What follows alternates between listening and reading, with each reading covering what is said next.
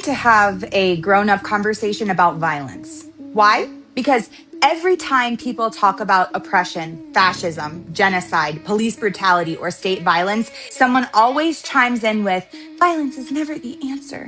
And while I understand that perspective, right, like while I don't particularly love violence, we need to stop pretending that violence is always wrong as some deep moral position when what most people actually mean is, I'm uncomfortable when oppressed people fight back. Because be honest with yourself, most people aren't nearly as offended by violence when it's being committed by the state.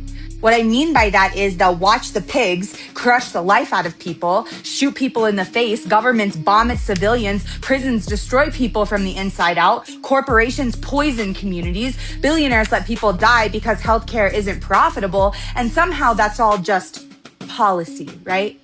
But the second people resist or fight back, now suddenly everyone becomes Gandhi with a fucking Wi-Fi connection. I'm making this video to remind you that history has never ever worked like that. And I'll echo my previous video on two things that can be true.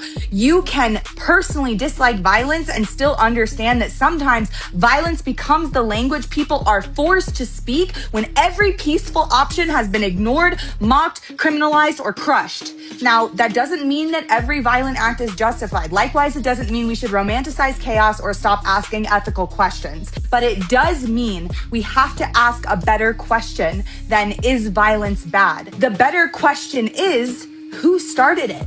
And who benefits from calling one side violent while ignoring the violence that created the situation? And why are people more angry at resistance than they are at the conditions that made resistance inevitable? People love to say violence is never the answer, but have no answer when the law itself is violent. Because violence isn't always physical. When poverty is violent, right? Deportation is violent. When denial of healthcare is violent, our government itself is violent. So at what point does self-defense stop being violence and start being survival? That's the quiet part that nobody wants to say out loud, because condemning violence in theory is easy, but condemning the systems that manufacture it, that requires courage.